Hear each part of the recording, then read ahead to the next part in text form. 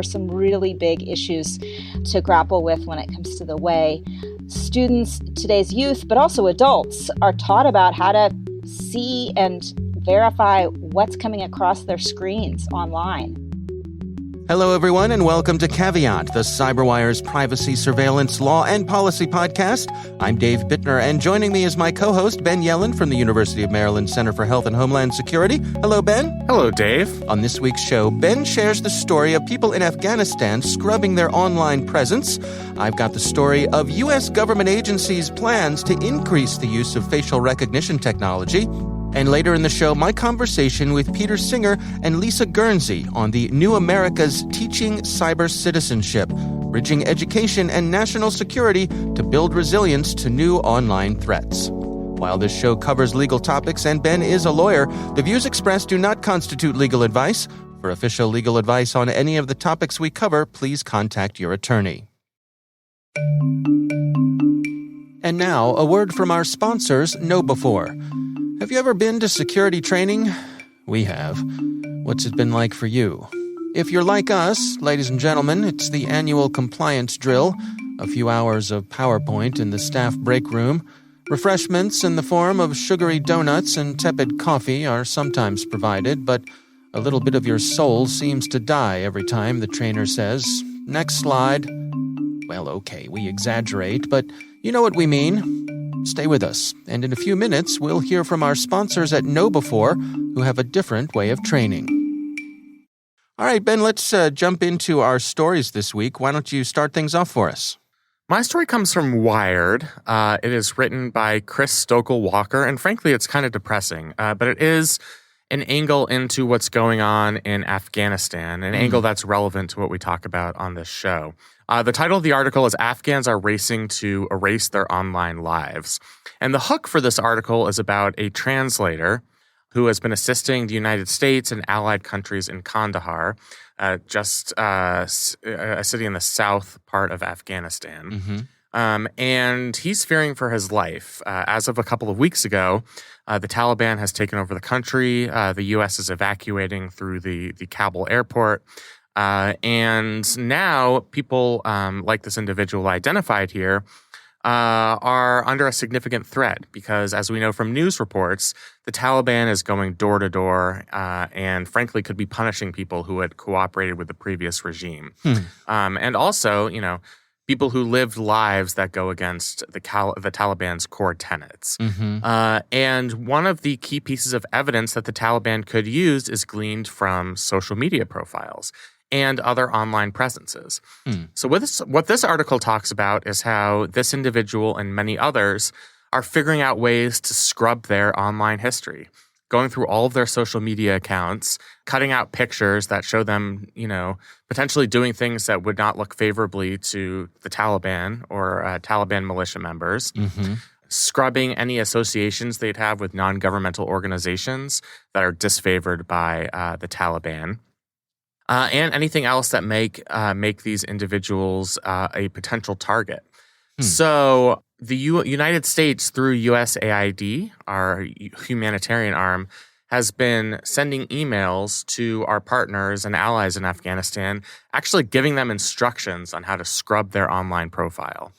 And this has been, translated into the local language there so that, you know, people who are non-English speakers can understand it as well. Yeah. I think it's just one of the saddest pieces of evidence we've had of how your social media profile, even if you've tried to scrub your presence to some degree, it has a way of coming back to haunt you. And here it's coming back to haunt people in some very depressing ways, especially now that the country has been taken over again by the Taliban. You know, I think folks of my generation, and I'm a little bit older than you. Just a little bit. By a little, I mean a lot. But we sort of cavalierly joke about how, I'm glad we didn't have, iPhones when we were kids because of all the things we did, and they'd go on our permanent record. And, it's easy to joke about that sort of thing. But here we have an example of where there are real potential horrific consequences just from leading your normal everyday life under a certain set of circumstances and then those circumstances change and you could be at risk. Yeah, I mean, it's so heart-wrenching because, for all of the follies of the United States presence in Afghanistan and everything that's happened over the past 20 years, I mean, it has been 20 years since the totalitarian Taliban regime has been in charge, and individuals there enjoyed a level of freedom and freedom of association, for example, with Western entities. And now all of those associations are becoming a significant danger. And we know, this is not just theoretical. This article talks about how the Taliban has used Facebook data to identify individuals who have longstanding relationships with the U.S. military or non-governmental organizations. This is something that's not just done by the Taliban in Afghanistan, but it's a tool employed by some of our other adversaries like ISIS in Iraq, where ISIS leaders have gone into Facebook and try and sussed out contacts of individuals who are believed to be major political opponents. They've also warned about facial recognition technology and biometrics. And that's something that's really terrifying because, it's one thing to scrub your own online presence, but when we're talking about biometrics and facial recognition, if the Taliban are able to deploy these tools and recognize you from maybe a political protest or, a previous association with a sworn political enemy, right. That would kind of prevent you from being able to leave your house in the first place. Yeah. Even if you were, willing to subjugate your previous associations. When we're talking about facial recognition and biometrics, it lives on. You can't change your fingerprints and you can't change what your face looks like. And once they have that data, it can be deployed in ways that's frankly pretty dangerous. Yeah. So it's really it's a disturbing story. It's, obviously not the most important angle to what's going on in Afghanistan, but I think it's a window into some of the extremely heart-wrenching choices that people are having to make. People who've lived under, as you've said, certain circumstances for the past 20 years. And suddenly on a Sunday afternoon, the Taliban takes over Kabul. The Afghan president leaves the country on a plane, and suddenly their lives have changed. Right. And there are rumors that the Taliban has accessed biometrics databases that the U.S. forces had as they made their way through. I think this transition happened so quickly that there wasn't time for cleaning things out. You hear the stories about the embassies just frantically burning things to not have it fall into the Taliban's hands. We hear stories of folks desperately trying to get to the airport, but their mobile devices are being inspected. Right. Yeah, I mean, I think all of this emanates from how quickly this happened. Our own intelligence agencies didn't believe that the Taliban could take over Kabul in this period of time. And probably most of the people who are living in Kabul, or frankly other parts of Afghanistan, thought that, this was going to be gradual. I think there was a general acceptance that the Taliban was winning. They had gained footholds in a lot of different areas of Afghanistan. And I think it was an inevitability that eventually they would take over the country. But I don't think people thought it was going to happen this quickly. So there wasn't sufficient time or preparation to scrub your online presence, to zero out your social media accounts. You didn't have that sufficient warning to give you an impetus to take that action. And I think that's one of the most tragic aspects of it is all of this has to happen extremely quickly, especially when you know that the Taliban are going door to door in some circumstances. We're hearing all of these horror stories in the news reports. Yeah, I mean, I don't mean to sound, breathless in response to this, but I suppose it is a cautionary tale. It's an extreme cautionary tale as to thinking about what you share online. And it's very easy for all of us to sort of cavalierly say, well, this could never happen to us here. But I'll bet a lot of people in Afghanistan had the same thoughts. Yeah, I think that's absolutely true. I mean, I don't think we're in a situation where we're going to be taken over by a totalitarian regime in the near future. I certainly hope not. No. But it does make you kind of stop and think about what is it in your vast online footprint that you've accumulated for many years that could be used against you in any future circumstance, even if it's not something as extreme as what we're talking about here. Right. But if it's an embarrassing association, something that you've said in the past on social media that's going to reflect poorly on you going forward. This is the most extreme example of how your online footprint is forever, but it's not the only example. Yeah. And so I think there is a broader lesson here, even beyond these rather tragic circumstances. Yeah. All right. Well, we will have a link to that story from the folks at Wired. My story this week also touches on facial recognition. This is from the folks over at MIT Technology Review. This article written by Tate Ryan Mosley. And this is covering a 90-page report that the U.S. Government Accountability Office, the GAO, put out.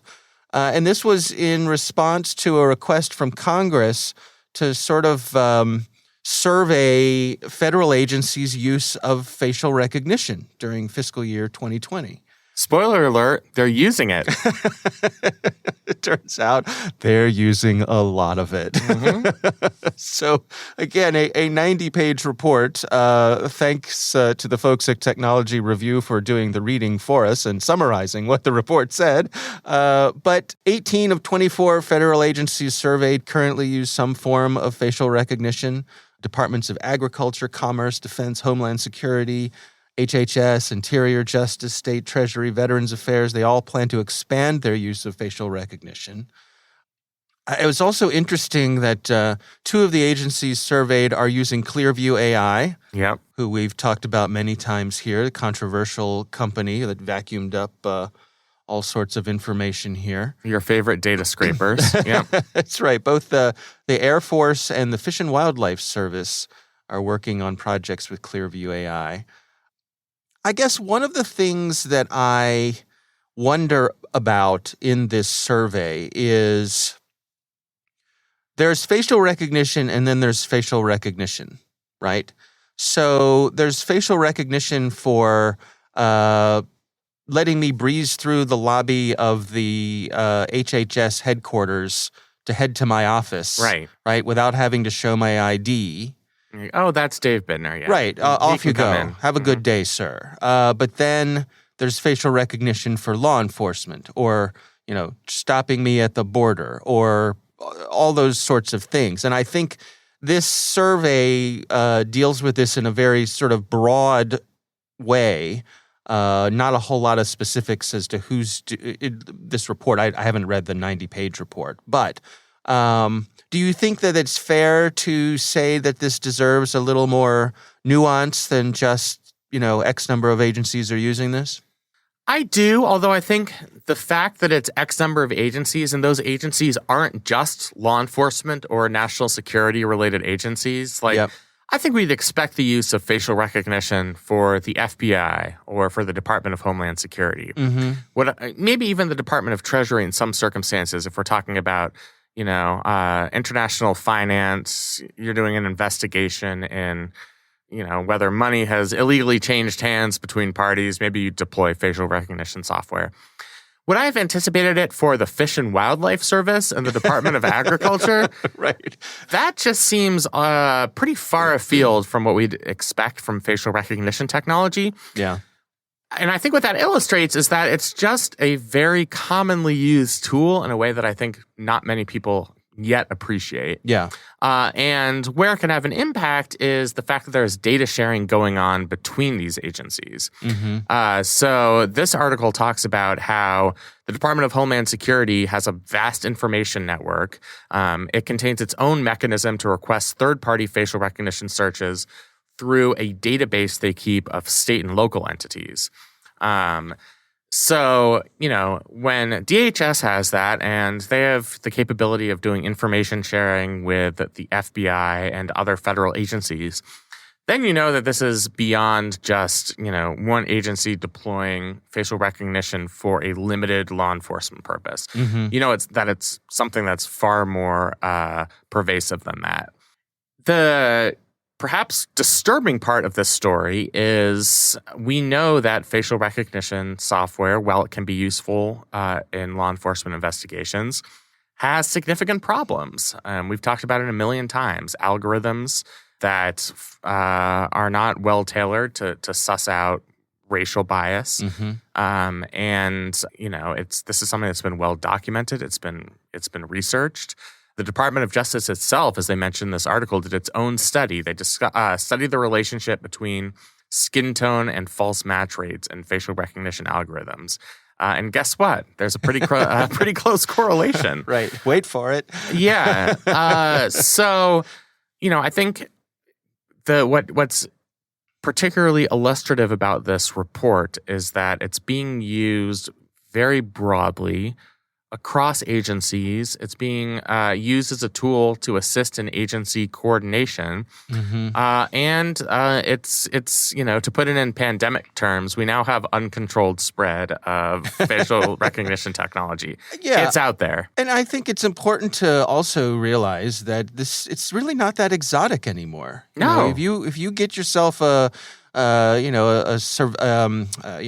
security system, you can check the box and include all sorts of recognition options. You can have license plate readers. You can have one automatically recognizing makes and models of cars. So there's all it's all out there. Tell me when the good-looking Amazon delivery driver comes by. Right. Right. Yeah. Exactly. I need my box full of batteries. So this report quotes someone from the Electronic Frontier Foundation, and of course they're not thrilled. Their dander is up about this. They say this important GAO report exposes the federal government's growing reliance on facial surveillance technology. Most disturbing is its use by law enforcement agencies.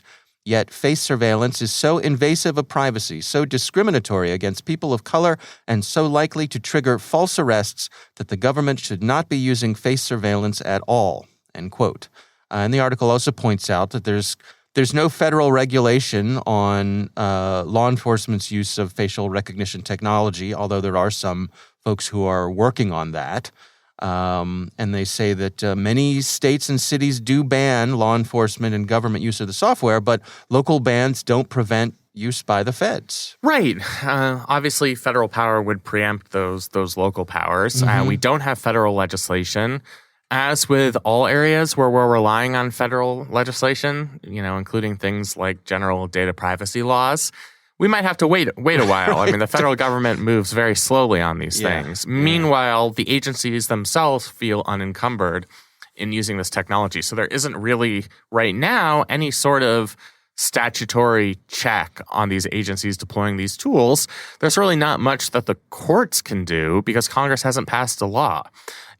Obviously, how facial recognition is used in individual cases, that can have, interesting implications in court. If, it's used in a way that really violates somebody's reasonable expectation of privacy, then you might have a Fourth Amendment issue. In most cases, it probably doesn't violate somebody's reasonable expectation of privacy because either we've voluntarily submitted our facial recognition data to some entity, or it's picked us up while we're in public settings where we have this diminished expectation of privacy. So we don't have much opportunity for judicial relief either. So in some ways, we're sort of out of luck at this point. And, the GAO is a way for us to get out of our state of denial about how frequently and how widespread the deployment of this technology is. And it's our opportunity, if this is something that you care about, to lobby your members of Congress to pass some sort of federal regulation. Yeah. All right. Well, we'll have a link to that story from MIT Technology Review. That'll be in the show notes. We would love to hear from you. If you have a question for us, you can send us an email to caveat@thecyberwire.com.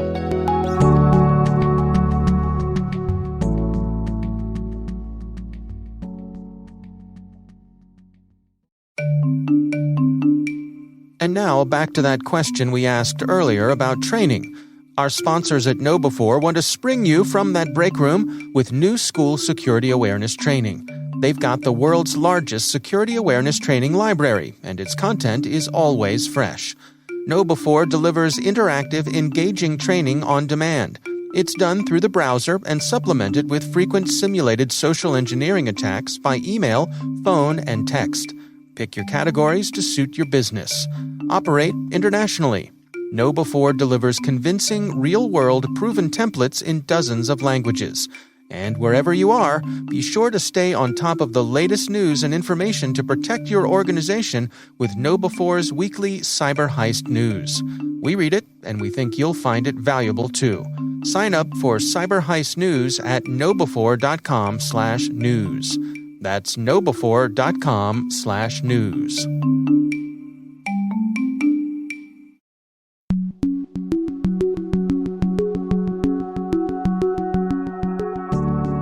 Ben, I recently had the pleasure of speaking with Peter W. Singer and Lisa Guernsey. They are from the organization New America, and they have an initiative that they've started up here. It's called Teaching Cyber Citizenship, Bridging Education and National Security to Build Resilience to New Online Threats.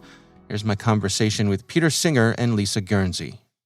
Yes, well, this really was a meeting of the minds report in many ways. The subtitle is Bridging National Security and Education, and that's because my colleague and co-author on this report, Peter Singer, he's in the national security world, I'm in the education world, and the two of us were both recognizing at around the same time that there were some really big issues to grapple with when it comes to the way students, today's youth, but also adults, are taught about how to see and verify what's coming across their screens online and the social media platforms that they're experiencing. And that this has real repercussions for national security, but it also has a lot of repercussions for what we're teaching students in school and how teachers are equipped to do that kind of teaching. So that prompted us to pull this together. We are working with Cyber Florida, which is a partner on this project with us, and our co-authors, Nate Fisk and Jamaica Anderson, had a big role in this as well. But we wanted to start pulling these threads together on the national security side and the education side. Peter, can you give us a little sense of the lay of the land here? I mean, as you all are putting this report together, where do we find ourselves? So we obviously face major challenges when it comes to information threats. There's the traditional cyber threat, so to speak, hacking the networks, but we also have what I've called in the past like war, hacking people on the networks. It's the threat of misinformation, deliberate disinformation, conspiracy theory, hate speech, how that all comes together to damage our democracy, how it threatens public health, how it threatens individuals, how it expresses itself in extremism and terrorism, how it's also, though, just challenging to youth if, they're trying to figure out, I've got an assignment to do a school report on who built the pyramids and where do they go? They don't go to the World Book on a shelf. They now go online. They go on YouTube, and within a couple hops, they're being told that the aliens built the pyramids, and they didn't. For our listeners, and so what do we do about this? And obviously, there's been a lot of discussion and work on that. In fact, there have been over 450 different university think tank task force projects on this issue of information disorder, but they tend to focus on two types of remedies, either legal code change or software code change. The legal code change is the, break up the companies, their monopolies, or change, section this, section that. I don't like what they're doing about free speech. It's basically that approach. The second approach is software code change. It's the companies themselves. Change your algorithms, change how you're steering people information, which often means we want you to change your business model, which they're less likely to change. Or it's change what you're regulating or not, all the way up to deplatforming people. Both of those, which again gets the focus of these more than 400 approaches to it, both of those are great. They're important. I've been part of that. But they're not enough. And what we need to remember is the role of the individual, the target of all of this. And that's what this program has really been about. It's been about how do we equip the individuals who are targeted by information threats to navigate this world. A lot of other nations do this pretty well. The Estonias, the Finlands of the world. The U.S., we don't. And there's a variety of reasons for that. But that's what this project, the Cyber Citizenship Project, is all about, is how do we bring together the different parties and agencies and organizations that are interested in this. And as Lisa put it, there's just a massive amount of coalition building to be done. We linked everything from members of the NSA to high school social studies teachers. You wouldn't think they'd have a lot in common, but they're all dealing with the same threat right now. The other part is this research project, trying to get a scoping, a lay of the land. What are the threats? Where do we stand? And then finally, can we bring together the different tools to deal with this, the different curricula, the different teaching tools, and how do we provide them to the teachers themselves? Lisa, can we do a little defining of terms here? I mean, what does the term cyber citizenship embrace? How broad a spectrum of things are we covering here? Yeah, we see cyber citizenship at the intersection of three fields that are really starting to come together. One is media literacy, which involves everything from algorithmic literacy to just understanding authorship and who created what and why. But then the second field is civics and citizenship, and increasingly digital citizenship. What does it mean to be a responsible participant in today's society? How do we do that online? And then the third field is cybersecurity and cybersecurity awareness. And the threats that Peter's just noted, and that I know your audience knows so well, they involve everything from, of course, privacy and security and encryption, but increasingly are also about various kind of individual actors online trying to funnel people into places where they might be seeing more and more disinformation, conspiracy theories. And so how do we understand that threat? So at the intersection of those three fields, that's where we see cyber citizenship. And it's that ability to have the resilience to understand and to fend off disinformation, misinformation, and also increasingly malinformation, where it may be information that is in fact true, but was put out there to harm others. So it's starting to really understand that full landscape, and that's what we define as cyber citizenship. One of the things that I have to say was very pleasing to me is how much this report is based on research. And Lisa, can you go through and sort of explain to us what the research says about what works and what doesn't work when you're trying to help these kids acquire these skills? Yeah, so we certainly have a good base of research. There's, of course, also a lot still to do. So I'm going to put that out there from the outset. But over the years, there have been studies to look at what it is that really works with different students of different ages, helping them build awareness of their media environments, for example, helping them gather information about where the sourcing of the material is. One thing that we've noted in this work is that this can't be just about fact checking. There have been some think, okay, let's just tell students, here's where you get your information, and we'll put them on this very narrow path, and they're going to only look at this information and that alone. Well, that's not the way the world works for students today. They have their own devices. They're finding their own information in their own ways. So some of the latest research is looking more at what it looks like for students who are participating in the creation of information, sharing things on Instagram, liking things, recognizing where something's coming from, when a meme is something that's actually is distorting information for them. And that's some of the cutting edge research on this. But just quickly, I'll note that in the report, we talk about some very early but really promising research on some games that have been developed. So from the University of Cambridge, there's a game that's called Breaking Harmony Square, and it's a way of kind of synthesizing the experience for a player of what it would look like to be the creator of disinformation and to kind of put them in that place of being the bad actor. But what that helps is to build awareness of, oh, this is how someone else might want to lead me astray. And And by playing that game, that's led to a more awareness and understanding of what's happening online and how to build your own resilience and prevent being led astray. So we're seeing really interesting studies like that coming out. And again, there's a need for so much more research. What we really want to do with this project is open up the lines of inquiry. What do we want to ask about the types of tools, materials, and teaching strategies that work? How do we want to measure that? What do we need to understand about the context and the various student populations that are experiencing these kinds of teaching environments, and then really get their input in it as well.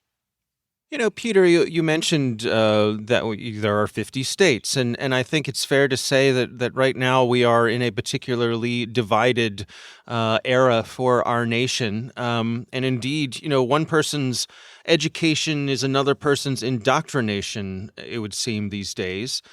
Is it a challenge to find a common denominator, to find a starting point for this sort of thing that everyone can agree on?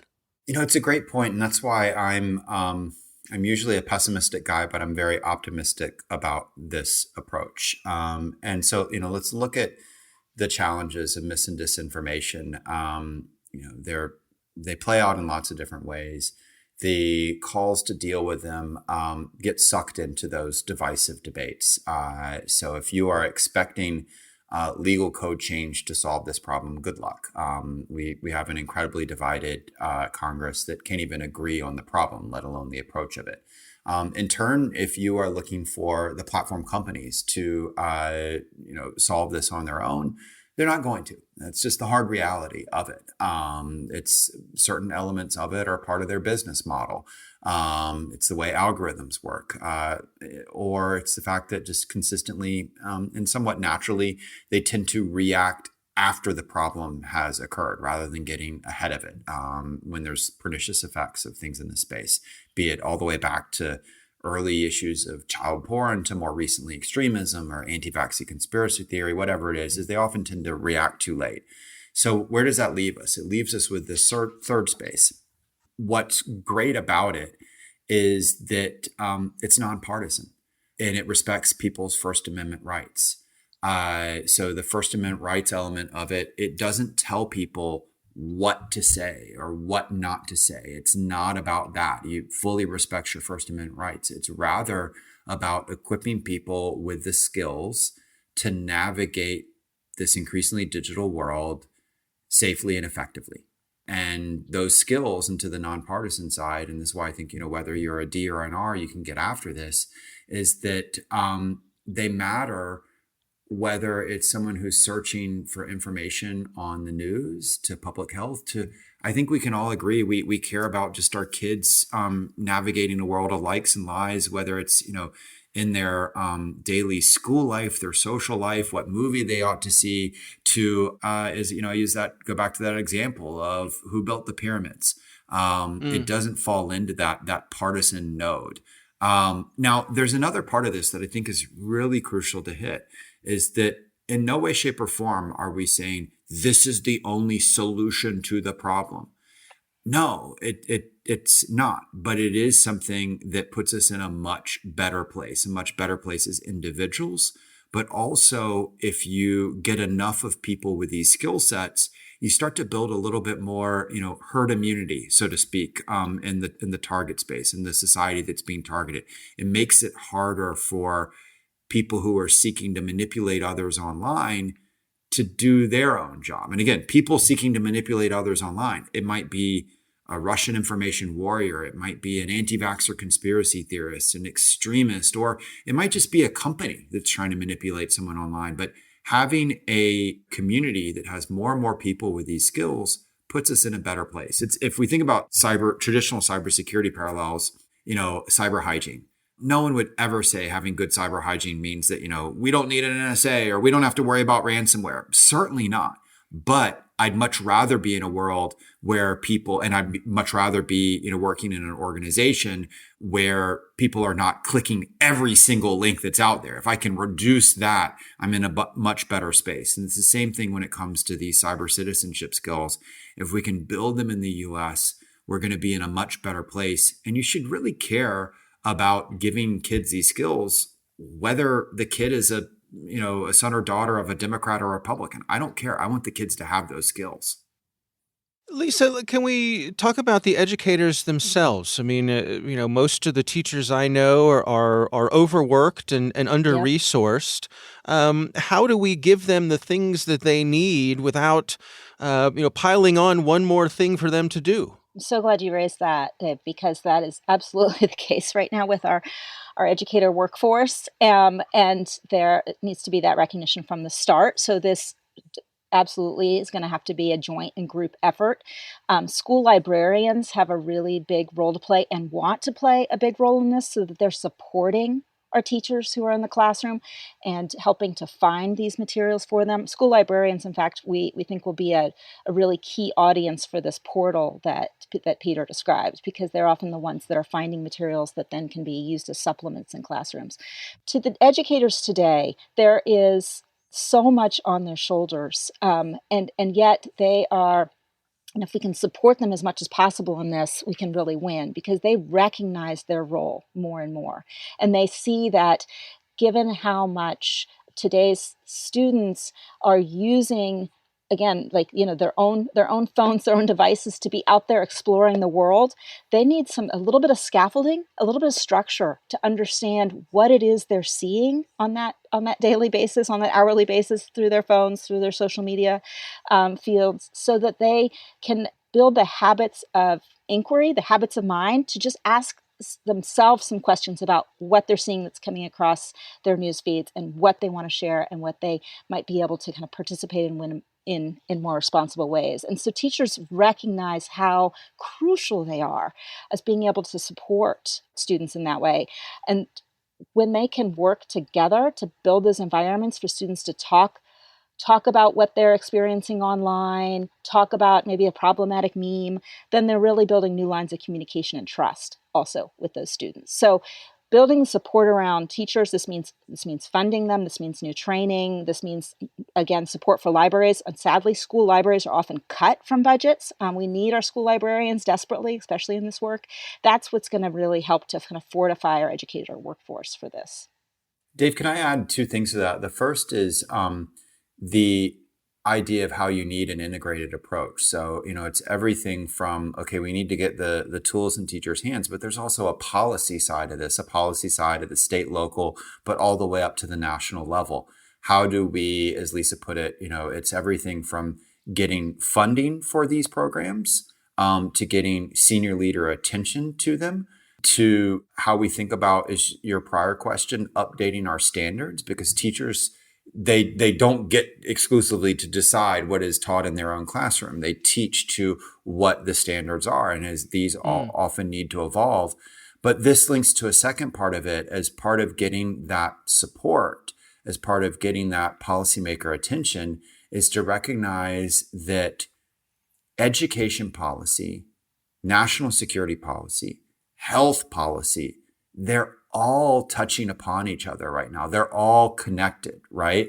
So this is a topic, how we teach in our schools also is part of how do we protect our nation? How do we protect our nation from foreign government disinformation threats, to how do we protect our nation from infectious disease, where it's not just a pandemic, it's an infodemic that surrounds it. And so that's where we're hopeful that by framing this topic as, you can't just see this exclusively as national security, or you can't just see it as a cybersecurity topic, or you can't just see it as a education topic. In fact, they connect. It also allows you to bring in very broader coalitions, and maybe also think about the funding in a more effective manner. And that cuts across. That's both the government side, but let's be blunt, it's also about the nonprofit world side. If we all care about this problem, it's really interesting that, over 450 of the task forces focused on one element of it and haven't focused on another element of it, which, I'll give you another data point that's interesting. When you actually, in surveys of reports and experts on what to do about information disorder, the most frequently recommended action item, one that the experts say, and this is from multiple different organizations, actually from a study that Carnegie did of it was over 80 reports from 50 different organizations. And they found the most frequently recommended item was to raise the digital literacy of the target audience, what we're talking about here. So it's the most frequently recommended, and yet it's the one that gets the least amount of policy attention, the least amount of funding, whether it's from government or from the nonprofit sector. So there's huge opportunity here if we just get our act together.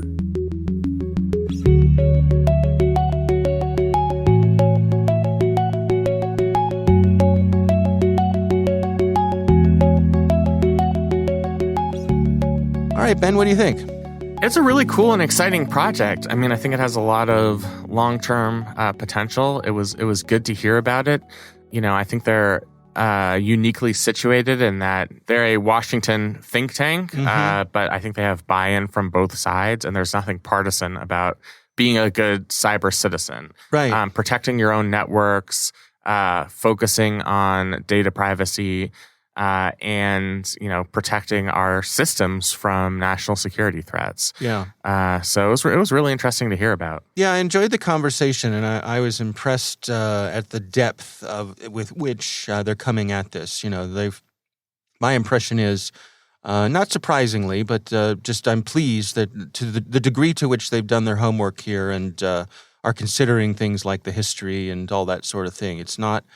And they have actionable things here. It's not just sort of pie in the sky. Wouldn't it be great if we could do? No, they have they have plans, and it's like a concrete curriculum. Yeah, exactly. So really interesting to learn about. So our thanks to Peter Singer and Lisa Guernsey from New America for joining us. We do appreciate them taking the time. And we want to thank our sponsors, KnowBe4. They are the social engineering experts and the pioneers of new school security awareness training. Be sure to take advantage of their free phishing test, which you can find at knowbe4.com/fishtest. Think of KnowBe4 for your security training.